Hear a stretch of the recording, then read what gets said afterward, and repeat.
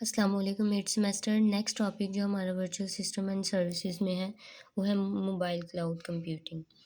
ठीक है, mobile cloud computing, पहले जब हम क्लाउड कंप्यूटिंग की बात कर रहे हैं उसमें हमने मोबाइल की बात नहीं की। मतलब क्लाउड कंप्यूटिंग में हम अपना डाटा किस तरह क्लाउड पे शिफ्ट करवाते हैं, हमने ये देखा कि ऑर्गेनाइजेशंस अपना डाटा ऑन प्रीमिसेस वाला किस तरह क्लाउड पे मूव करवाती हैं। आज नया टॉपिक हमारे पास क्या है कि हमने अगर मोबाइल में हमारा डाटा है उसको हमने क्लाउड पे मूव करवाना है तो किस तरह से मूव करवाया जाएगा। इसको शॉर्ट फॉर्म में हम MCC भी कहते हैं। मतलब दोनों तरह से आपसे पूछा जा सकता है कि व्हाट इज़ MCC या डिफाइन मोबाइल क्लाउड कंप्यूटिंग, तो ये दोनों सेम है। MCC stands for mobile cloud computing. अब जो हमने क्लाउड कंप्यूटिंग की बात करनी है उसमें हमने ये देखना है कि मोबाइल के डाटा को किस तरह से क्लाउड पे मूव करवाया जाता है। ठीक हो गया। तो इसमें जो सबसे पहले बात हमें याद रखनी है वो ये कि इसमें 3 कंपोनेंट्स यूज़ होंगे। वो 3 कंपोनेंट्स क्या हैं हमारे पास इसी से देखते हैं। मोबाइल क्लाउड कंप्यूटिंग में फर्स्ट कंपोनेंट जो हमारे पास होगा वो होगा मोबाइल नेटवर्क, यानी जो एक मोबाइल का नेटवर्क वो। उसके बाद हमारे पास कोई वायरलेस टेक्नोलॉजी जो हमारे मोबाइल के डाटा को वायरलेसली कहाँ मूव करवा रही होगी, क्लाउड कंप्यूटिंग के इन्वायरमेंट में मूव करवा रही होगी।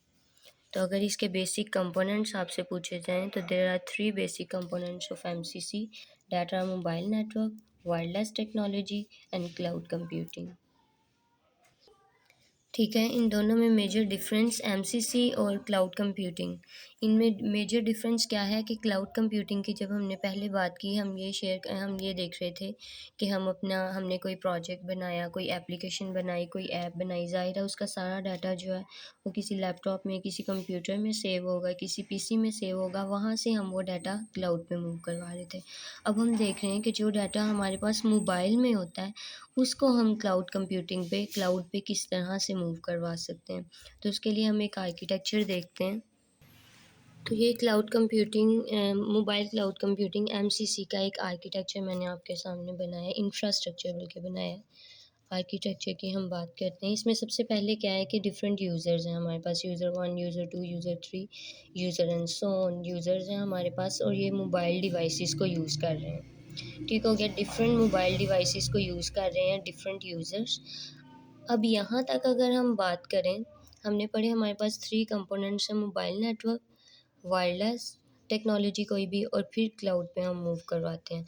तो अगर हम मोबाइल नेटवर्क की फ़र्स्ट कंपोनेंट की बात करें तो यूज़र से लेके यहाँ तक का जो सारा काम है इस आर्किटेक्चर में, ये सारा पार्ट किसका है, मोबाइल नेटवर्क का। उसके बाद वायरलेस टेक्नोलॉजी में हमारे पास कोई वायरलेस टेक्नोलॉजी आ जाएगी, जिस तरह हम इंटरनेट को यूज़ कर लें, तो ये वायरलेस टेक्नोलॉजी। और नेक्स्ट थर्ड वाला कंपोनेंट हमारे पास ये क्लाउड कंप्यूटिंग वाला यहाँ पे आ जाएगा। क्लाउड कंप्यूटिंग, जहाँ पे हम क्लाउड पे अपना डाटा मूव करवा रहे हैं। तो तीनों कंपोनेंट्स हमने पढ़े थे कि MCC में 3 कंपोनेंट्स यूज़ होते हैं और मोबाइल डाटा क्लाउड पे मूव हो जाता है। तो फर्स्ट कंपोनेंट ये सारी वर्किंग करेगा, फिर सेकंड कंपोनेंट, फिर थर्ड कंपोनेंट। अब हमने देखा कि डिफरेंट यूज़र्स हैं जो मोबाइल डिवाइसेस को यूज़ कर रहे हैं और अपने डाटा को कहाँ मूव करवा रहे हैं, क्लाउड पे। अब ये डाटा डायरेक्टली यहाँ से यहाँ मूव नहीं हो जाएगा, बल्कि सेंटर में एक पूरा नेटवर्क होगा जिससे गुजर के आपका डाटा क्लाउड पे मूव करेगा। अब हम देख लेते हैं कि जब यूज़र अपना डाटा क्लाउड पे मूव करवाने लगता है तो डायरेक्टली क्लाउड पे आपका डाटा नहीं चला जाता, बल्कि मोबाइल नेटवर्क में पहले सारी प्रोसेसिंग होती है, फिर कोई वायरलेस टेक्नोलॉजी जिस तरह हम इंटरनेट यूज़ करते हैं, और फिर वो डाटा क्लाउड पे मूव करता है। अब डाटा डायरेक्टली किसके पास जाता है, DTS, डिस्क ट्रांसमिशन स्कीमा। ठीक हो गया। यह बात आपने याद रखनी है कि यूज़र्स जब अपना डाटा क्लाउड पे मूव करवाने चाहते हैं तो सबसे पहले डाटा कहाँ पे जाता है, डिस्क ट्रांसमिशन स्कीमा में आपका डाटा चला जाता है। अब DTS क्या है, कोई भी सैटेलाइट हो सकता है,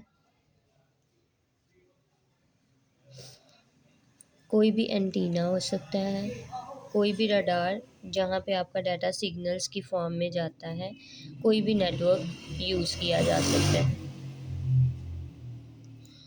डीटीएस में कोई भी नेटवर्क यूज़ किया जा सकता है। आपका डाटा जो है वो मूव होता है, किसी एंटीना, किसी सैटेलाइट या कोई भी और डिवाइस यूज़ की जा सकती है, कोई टेक्निक यूज़ की जा सकती है डीटीएस में। अब डीटीएस से आपका डाटा मूव करता है अब डीटीएस से आपका डाटा मूव करता है सेंट्रल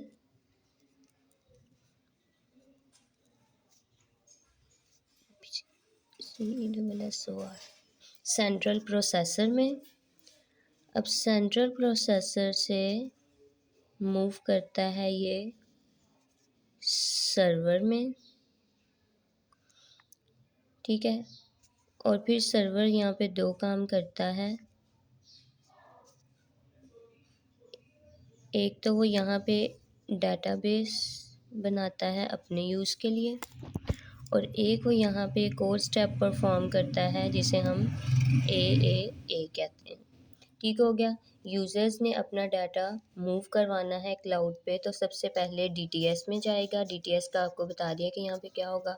डीटीएस के बाद सेंट्रल प्रोसेसर में जाएगा। अब ये जो सेंट्रल प्रोसेसर वाला काम है ना, ये काफ़ी ज़्यादा कॉम्प्लेक्स है। कॉम्प्लेक्स किस वजह से है कि यहाँ पे जो आपका डाटा आता है ना, यहाँ पे सेंट्रल प्रोसेसर में क्या किया जाता है, उस डाटा को आईडी दे दी जाती है। ठीक हो गया। हम डाटा को आईडी दे देते हैं। हर डाटा की अलग-अलग आईडी होती है ताकि डाटा दूसरे डाटा से मैच ना कर सके, और ये आईडी क्या होनी चाहिए, यूनिक होनी चाहिए। ठीक हो गया। डीटीएस के बाद सेंट्रल प्रोसेसर, और सेंट्रल प्रोसेसर सबसे ज़्यादा कॉम्प्लेक्स प्रोसेस है हमारे पास। इसके बाद प्रोसेसर के बाद डाटा जाता है आपके मोबाइल नेटवर्क के सर्वर के पास, ठीक है। और सर्वर क्या करता है कि इसको डाटा इंटरनेट पे मूव करवाने से पहले, किसी वायरलेस टेक्नोलॉजी में मूव करवाने से पहले क्या करता है, डीबी में एक रेप्लिका बना लेता है अपने लिए। मोबाइल नेटवर्क में क्लाउड पे डाटा मूव होने से पहले एक रेप्लिकेशन का कॉपी आपके डाटा की बना ली जाएगी, ताकि आपका डाटा अगर क्लाउड पे जाने से रास्ते में वो लॉस हो जाता है तो यहाँ पे अवेलेबल रहेगा आपके पास। ठीक हो गया। सर्वर ने क्या करना है, एक रेप्लिका बनाना है अपने पास, एक डीबी में उसने अपने डाटा का जो आगे नेक्स्ट आपने मूव करवाना है उसका रेप्लिका बना लिया। और उसके अलावा सर्वर क्या करेगा, ए का स्टेप परफॉर्म करेगा। अब ए स्टैंड्स फॉर, ये हम देख लेते हैं। अब हमने देखा कि हमारा डाटा जब सर्वर के पास चला जाता है तो सर्वर सबसे पहले क्या करता है, ये सर्वर है हमारे पास। सर्वर एक काम क्या परफॉर्म करेगा कि ए के स्टेप्स को डिफ़ाइन करेगा, स्पेसिफाई करेगा, टेस्ट करेगा कि ये काम ठीक से हो रहा है कि नहीं। और दूसरी तरफ वो क्या करेगा, डीबी में एक रेप्लिका बना लेगा। तो रेप्लिका वाला काम तो हो गया।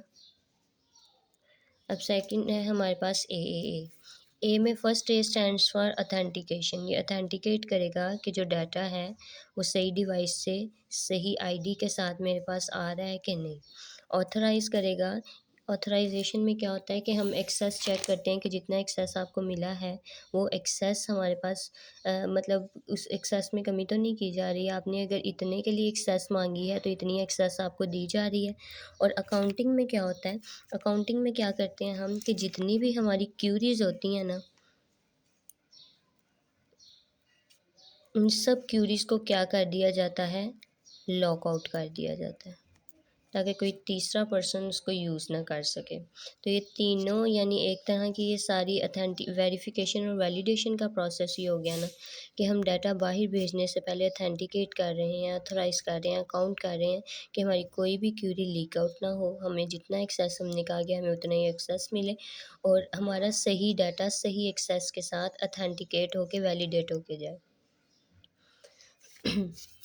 तो यहाँ तक मोबाइल नेटवर्क के जो कंपोनेंट्स हैं वो हमारे कंप्लीट हो गए, जिसमें सबसे पहले क्या होगा, मोबाइल डिवाइसेस होंगी। मोबाइल डिवाइसेस अपना डाटा डीटीएस पे भेज रही होंगी, फिर सेंट्रल प्रोसेसर होगा, फिर सर्वर होगा, सर्वर डीबी और ट्रिपल ए के प्रोसेस को कंप्लीट करेगा, और फिर किसी वायरलेस टेक्नोलॉजी हम मोस्टली इंटरनेट को यूज़ करते हैं।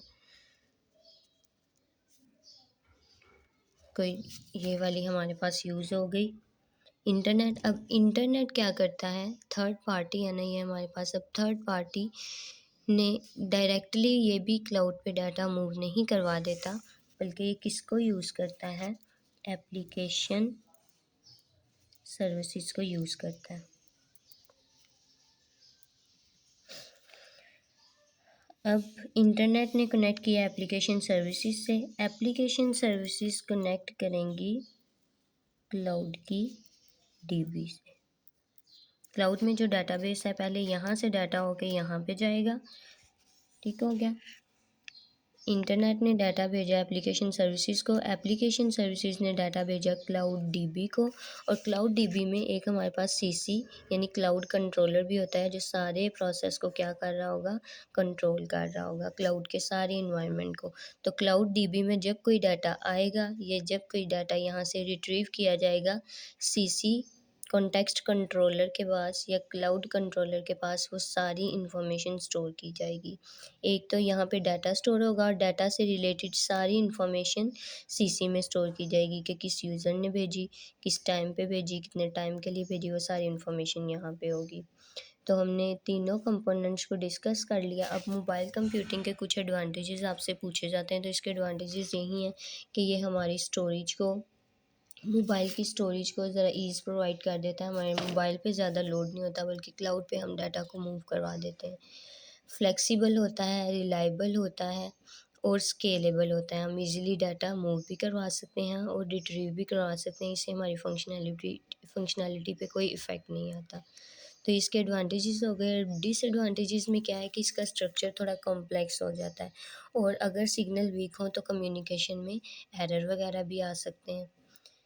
तो इस लिहाज से इसके कुछ डिसएडवांटेजेस हैं। और मोबाइल कंप्यूटिंग कहाँ कहाँ पे यूज़ हो रही है, हम आजकल ऑनलाइन बिजनेसेस कर रहे हैं, ठीक है, ई कॉमर्स में यूज़ हो रहा है, ऑनलाइन गेमिंग में मोबाइल, हर जगह एमसीसी को हम यूज़ कर रहे हैं। तो दो तीन आपको इसकी एग्जांपल्स पता होनी चाहिए, एडवांटेजेस और डिसएडवांटेजेस का पता होना चाहिए। Thank you so much.